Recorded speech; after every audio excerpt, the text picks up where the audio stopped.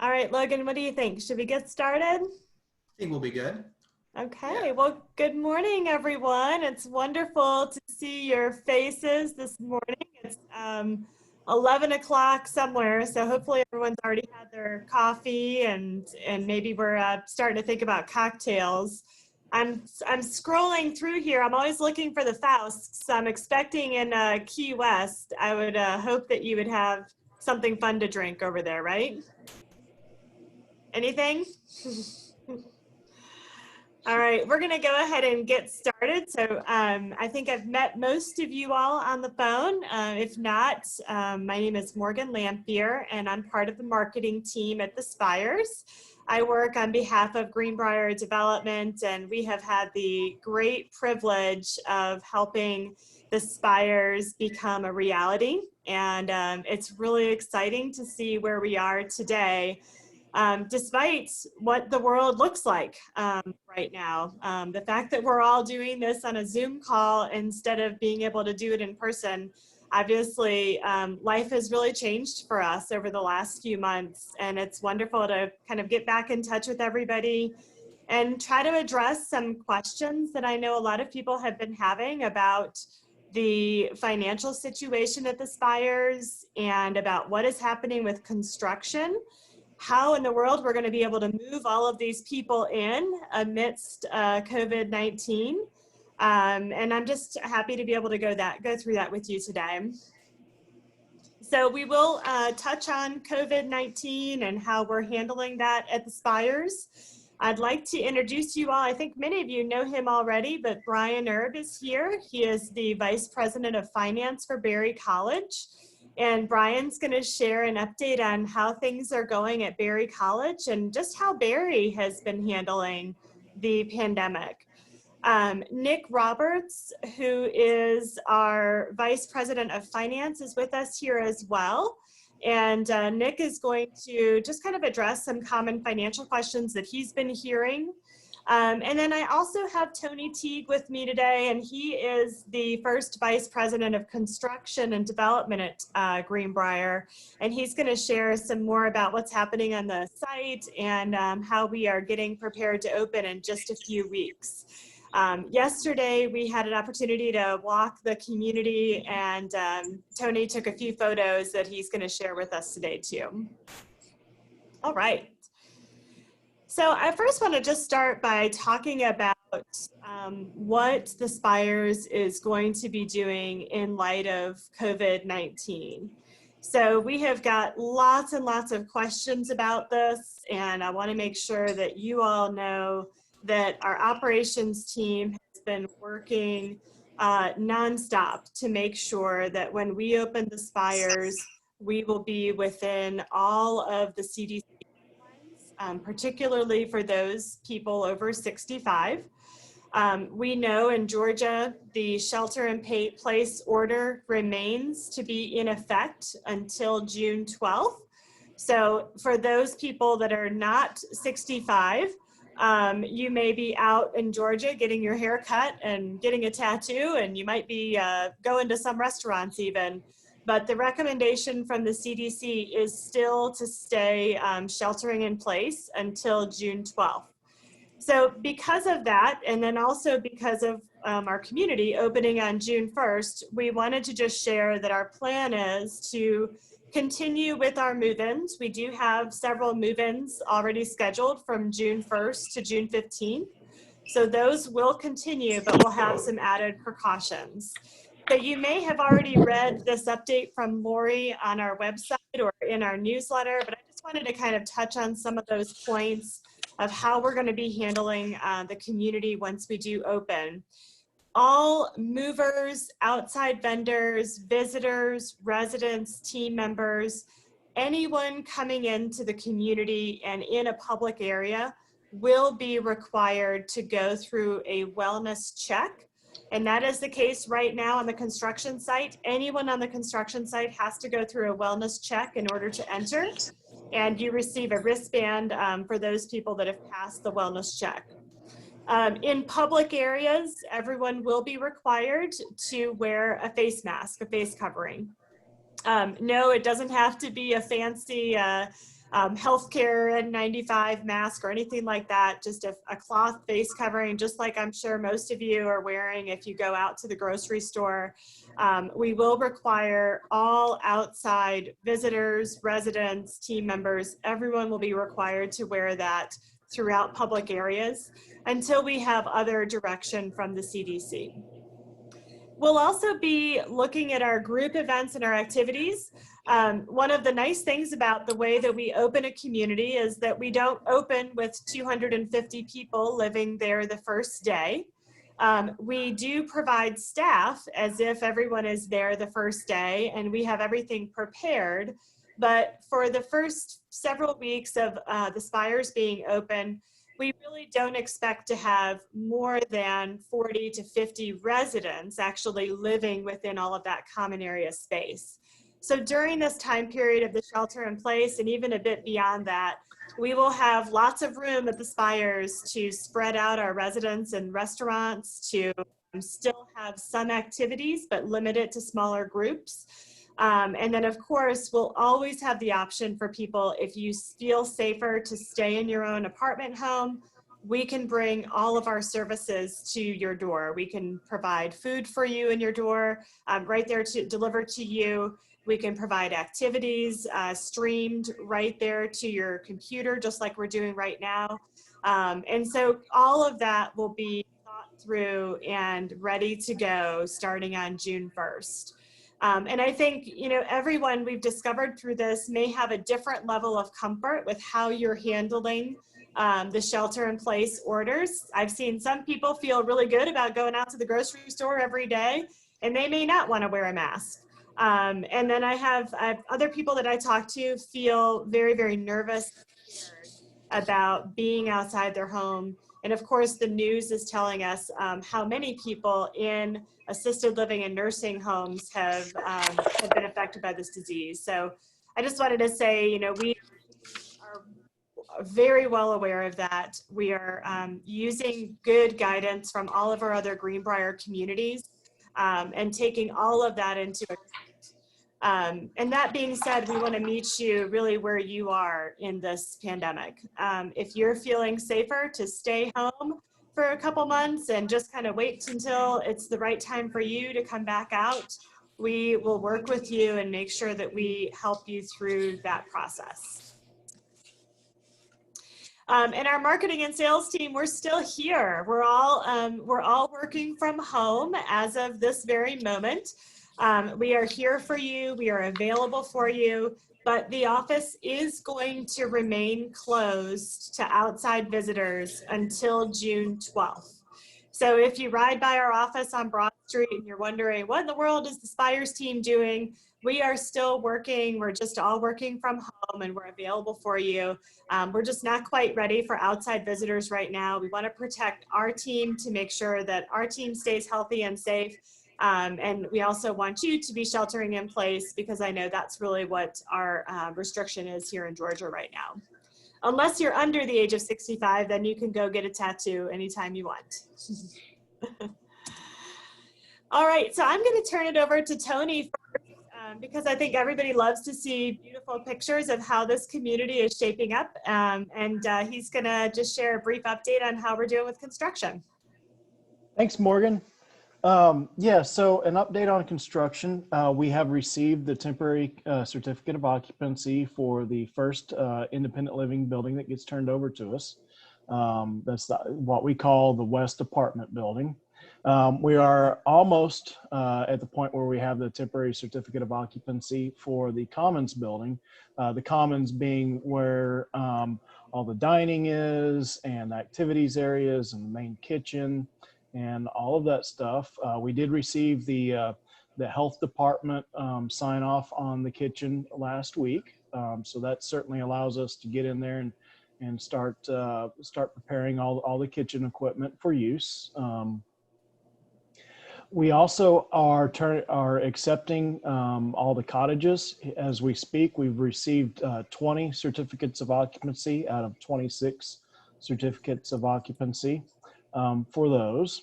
Right now, a bunch of landscaping is being installed. Over the last several months, we've been installing landscaping as it has been available given the weather, and we need to reach certain soil temperatures for certain plant materials before they go into the ground. But that is progressing quite well.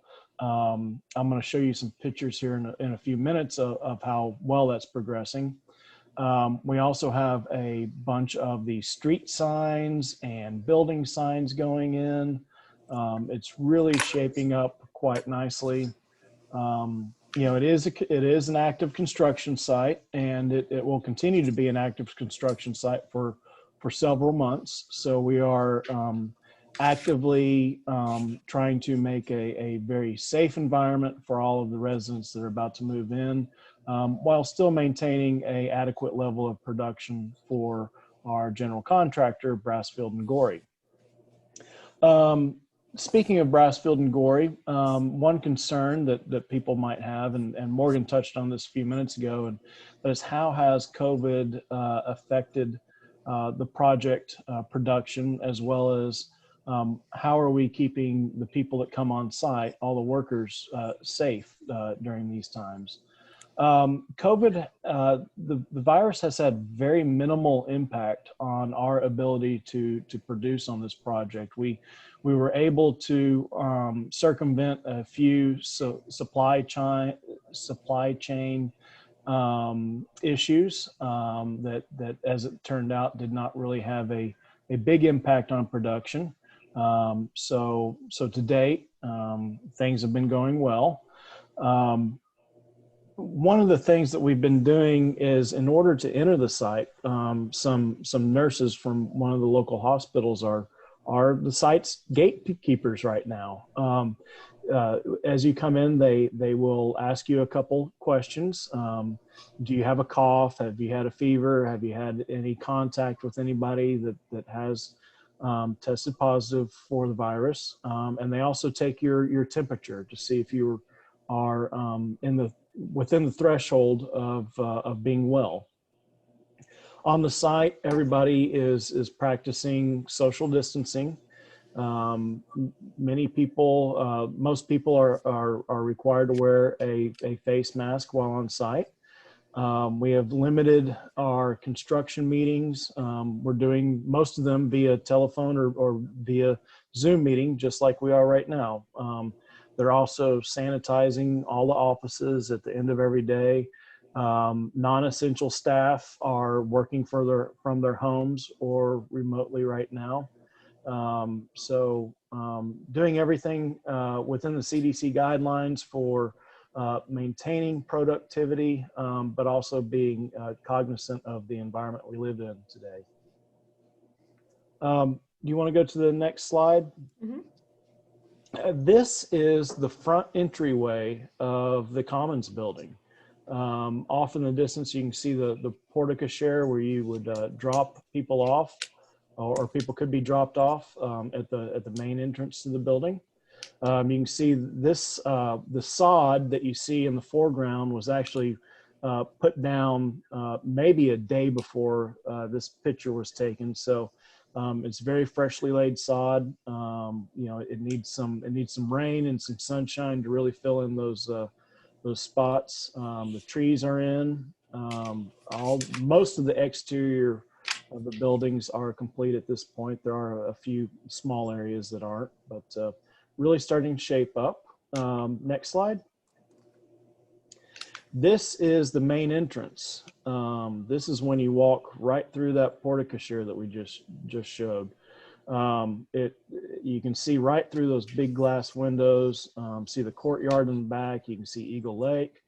You will notice in all of these pictures that there's no furniture. That is because our furniture comes next week, and we are very excited about this. We have an entire team from our interior design for showing up Sunday evening, and they're going to be here all week next week to install the furniture and hang the artwork and put the window coverings on the windows, and it is really looking phenomenal. How about the next slide? This is the multi-purpose room. This is a room where you can see at the very back where some of those materials are stacked. That's the stage. There will also be a projection screen on the back. This has full audio visual capabilities in this room.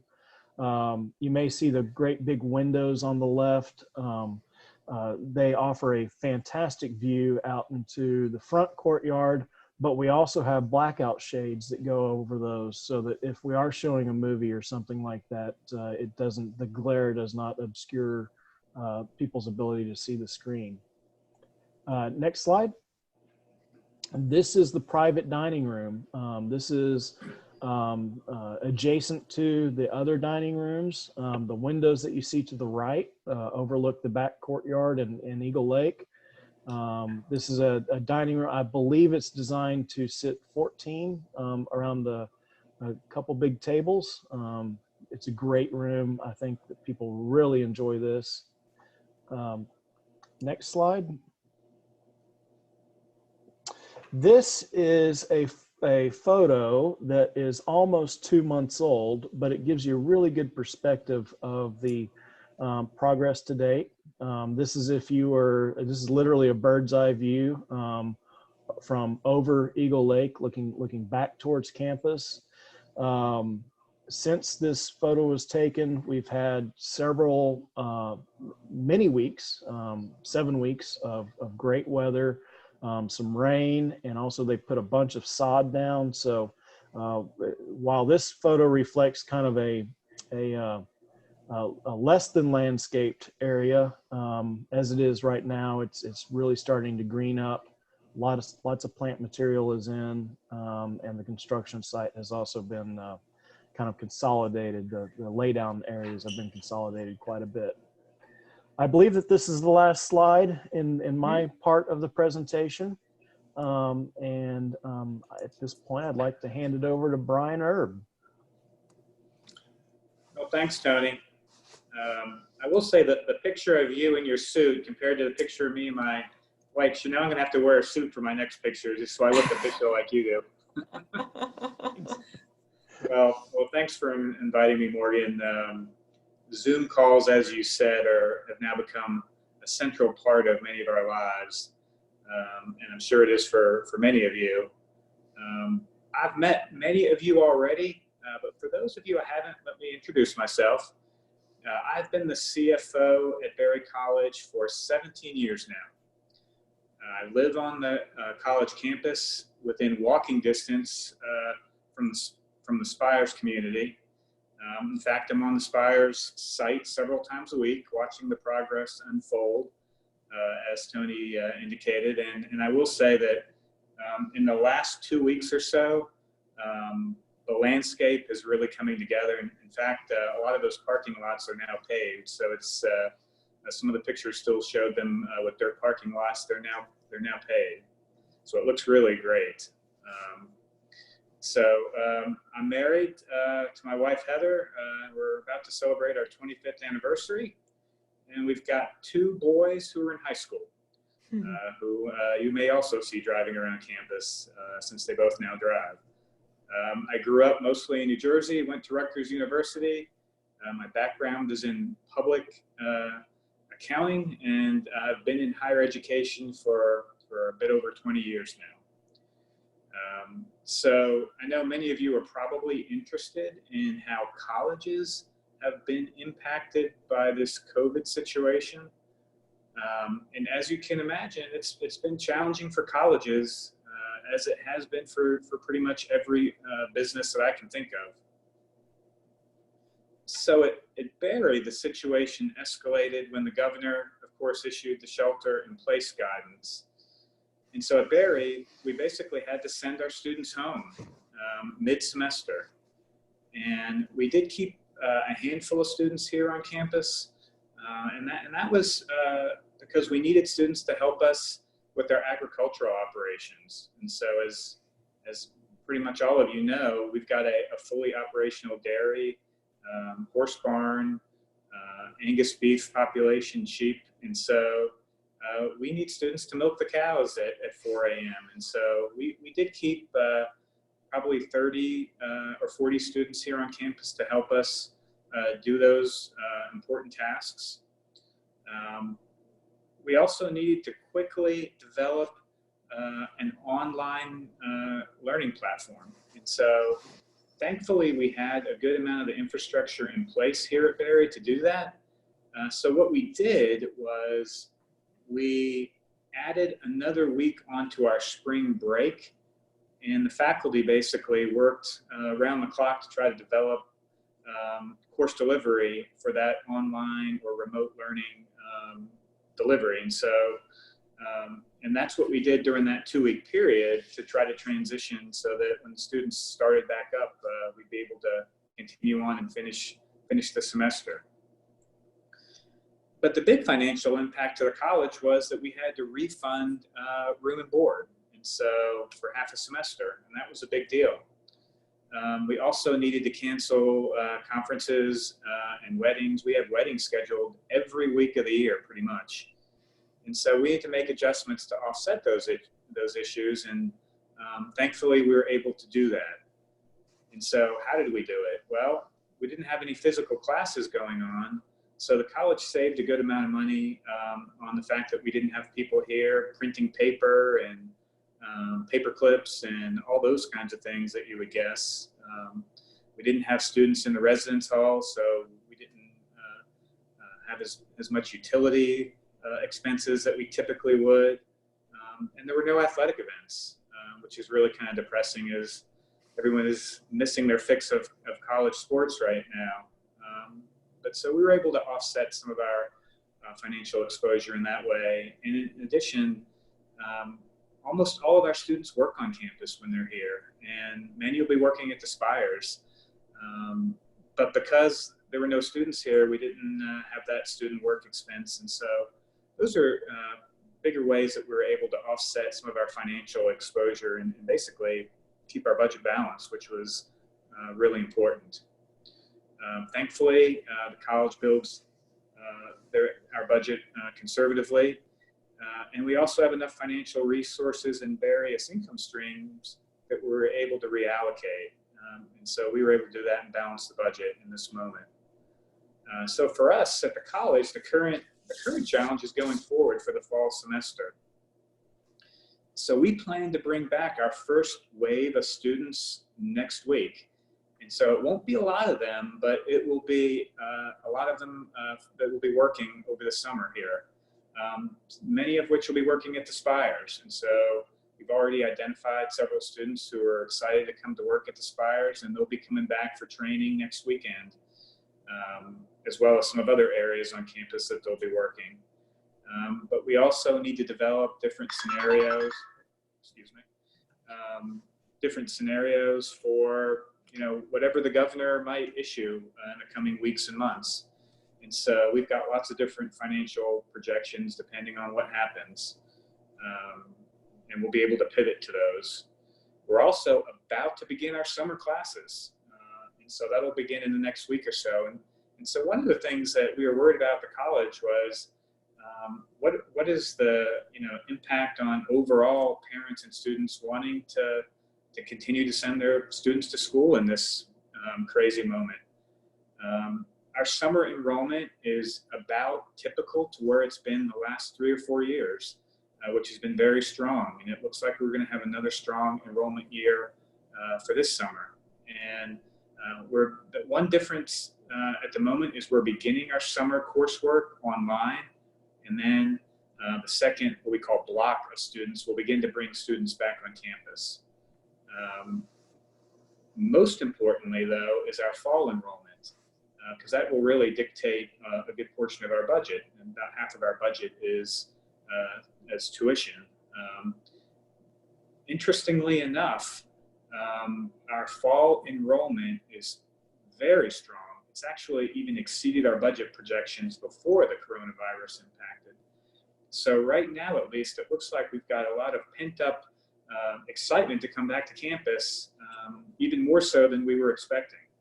So at least at this moment, the budget looks very strong, enrollment looks strong, and we're excited to start to plan for our fall coursework. One thing we do know, though, is that certainly students are going to need some extra help. We know that many students and their families are experiencing some financial hardship. And so the Berry Fundraising Office leaped into action. And so they are raising funds to help our students who need some financial help because maybe they had a summer job that didn't come to fruition, or their parents were furloughed. And so the college fundraising offices have been rapidly jumping in to raise money to help students, whether it's moving or who might have some financial hardship. And Berry, like all colleges, did receive federal funding as well to help with the COVID expenses. And I don't know if any of you saw it's called CARES Act funding, and that stands for Coronavirus Aid, Relief, and Economic Security. And so the college received funding. We've already received about half of that funding. And so that'll go directly to students to help offset their COVID-related expenses. And so that's what we plan to do as well, and distribute that over the coming weeks.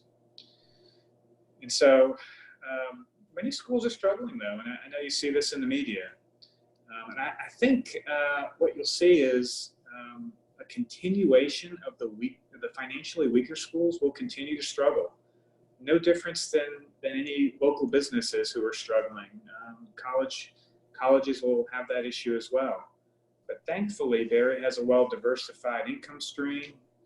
Our endowment is over $1 billion, and it actually supports about 1/3 of our operating budget, which is not typical for most colleges.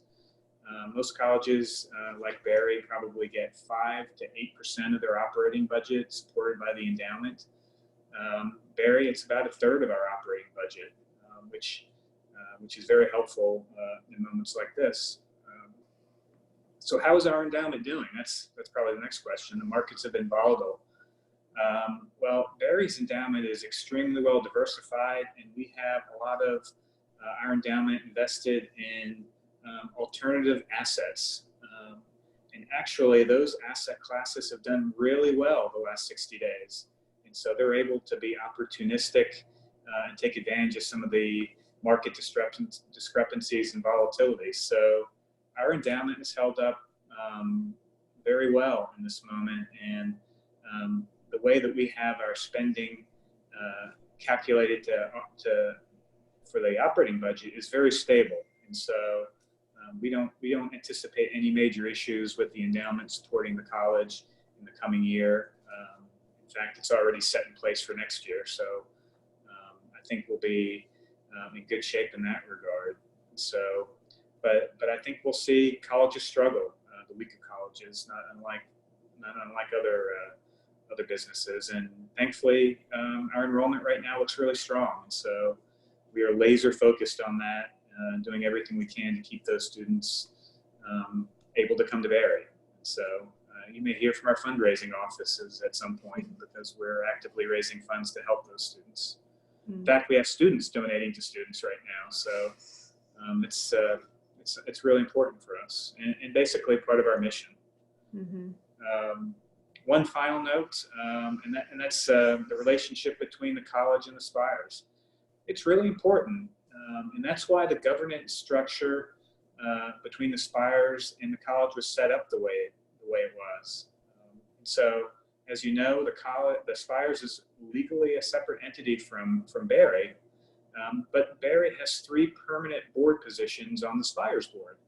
And so that's those 3 members, as most of you know, are the college president, who is Steve Briggs. Many of you have met him.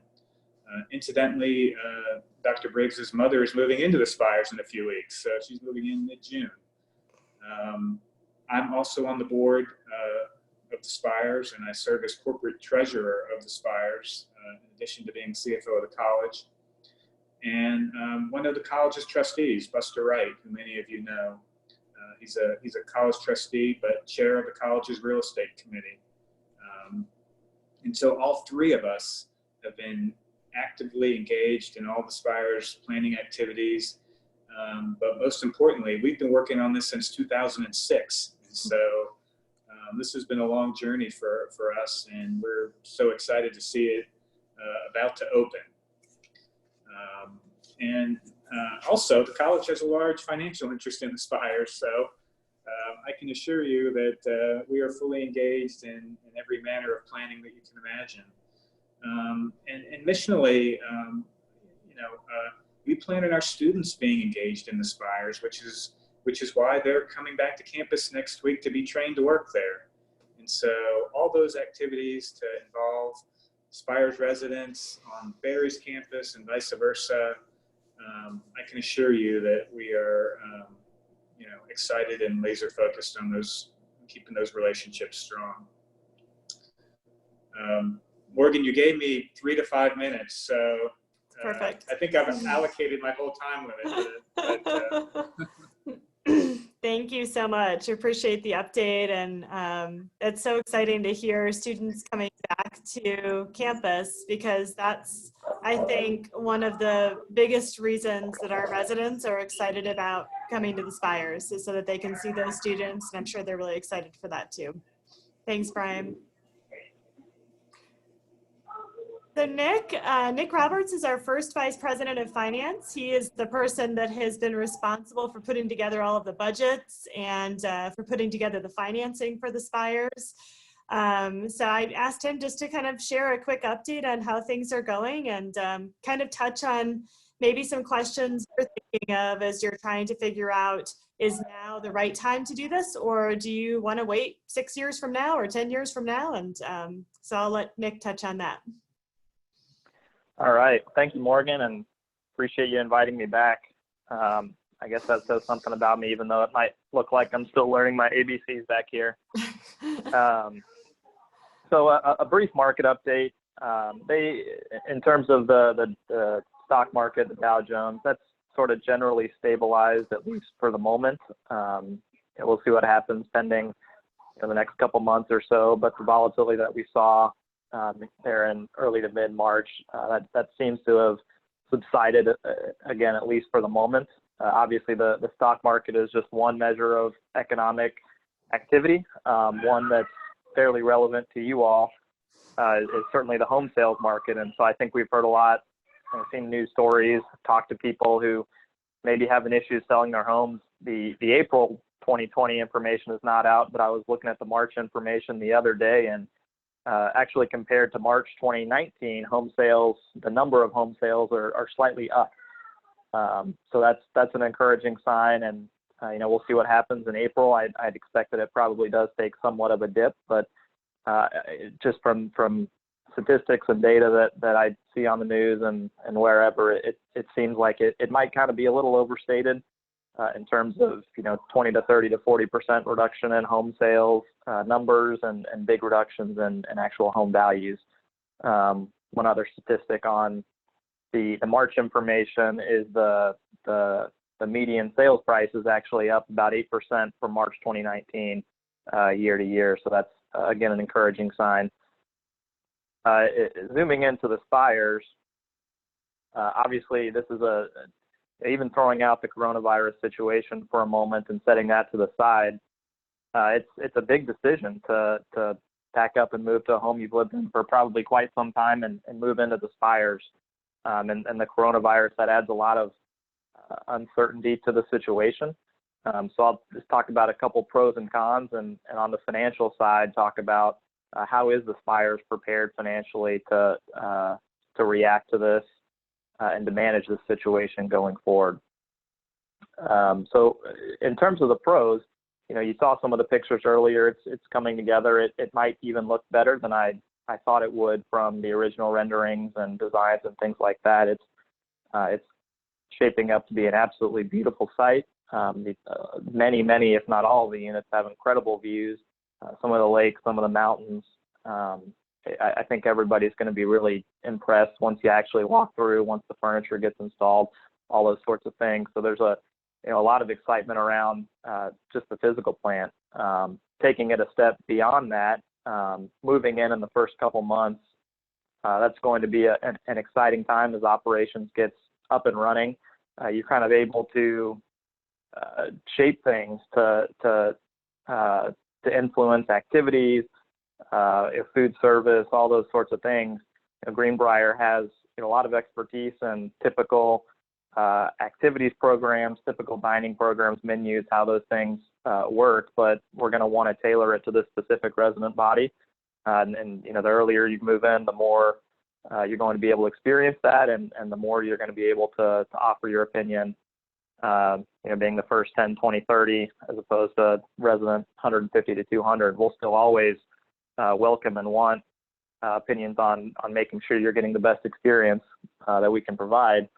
But with fewer residents, it's easy to have those more personal conversations about that. So that's something that's exciting. There's going to be certainly resident committees that start to come together the first couple months to be able to interact with management and other folks to sort of shape that as well. And I think getting in early, Greenbrier does a lot of these projects all around the country. The earliest depositors seem to be some of the most excited.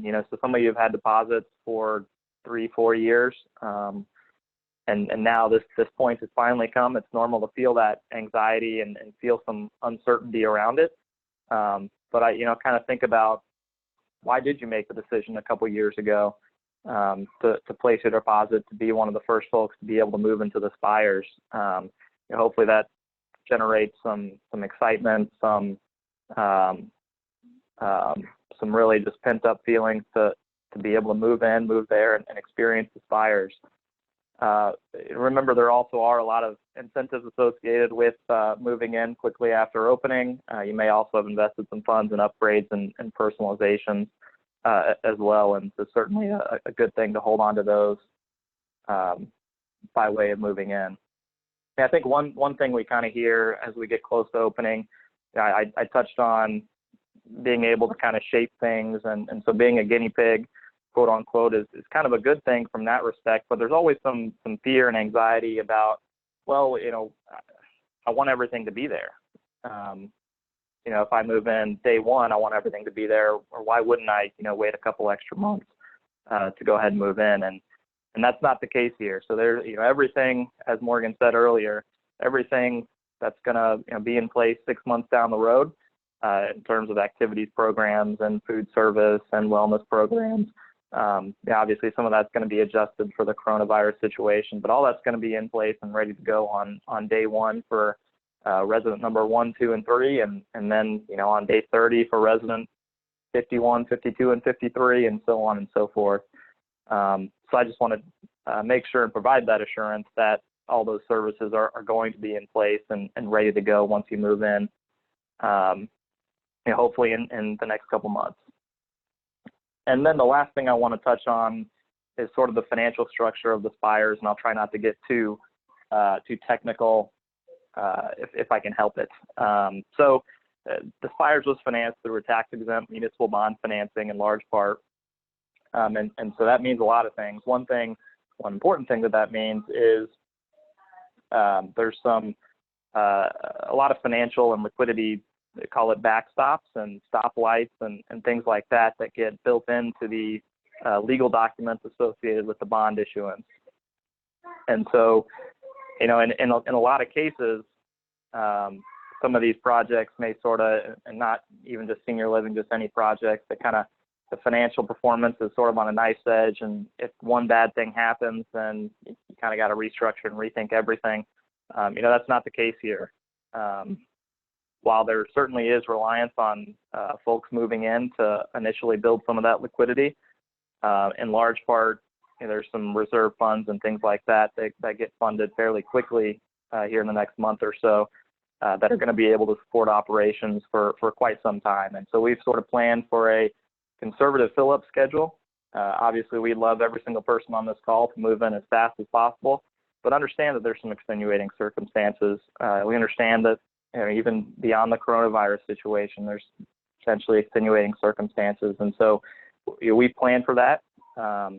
We want to plan for a reasonable or conservative financial performance, and then hopefully we can aggressively execute, get folks in, get the place filled up, and that's just a financial windfall at the end of the day, and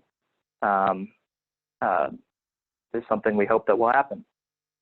But I think I do want to just re-say one more time that because of that financial structure in place and because of how this was all structured and built, we are able to have everything in place on day one, be able to serve all of you folks and others who may not be on this call. And we're very excited and ready to do so, even with everything else that's going on. So I think we might be holding questions till the end, but happy to answer anything related to what I was talking about, other financial questions, things like that.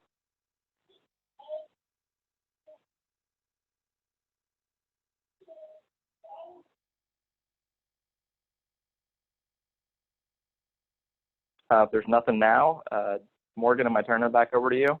Mm-hmm. Okay. Thanks, Nick. I appreciate that. So, why did you, I think Nick made a really great point. Why did everyone that's on this call make this decision way back when you made your reservation deposit? I heard from many of you that the ability to have this protection in place, should your health change or your finances change, you've got this beautiful place to live, and you know that you're not going to be at risk for having to move for any of those reasons. You're not going to have to move in with your kids.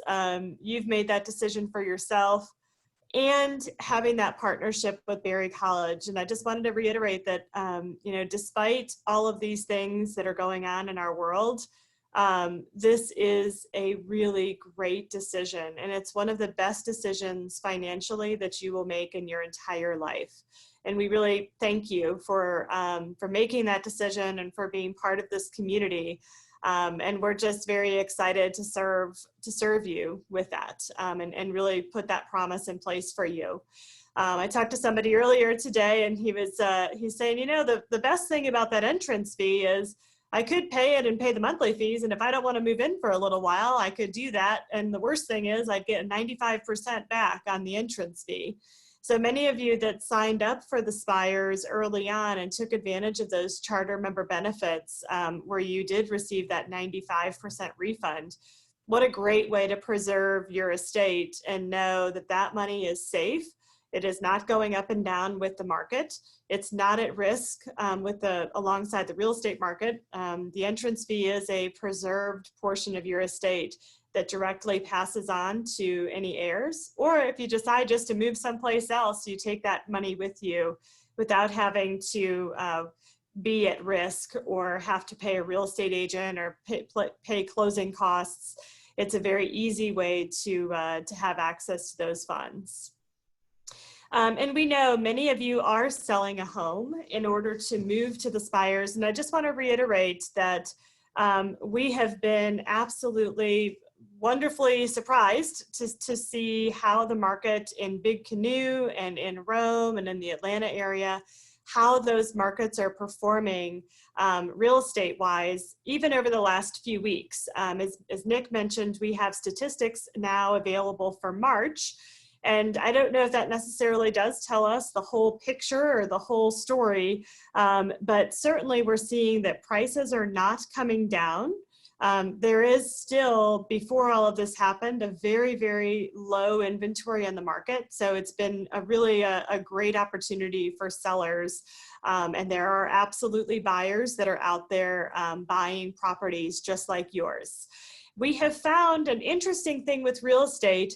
Some of the real estate agents who have not been prone to take advantage of new technologies and updated photographs and things like that, those same real estate agents, while they may have a very strong name in the market, they have not performed very well during the COVID crisis. Many of them have shut down, and many of them have not been as active in the selling as we would like them to be.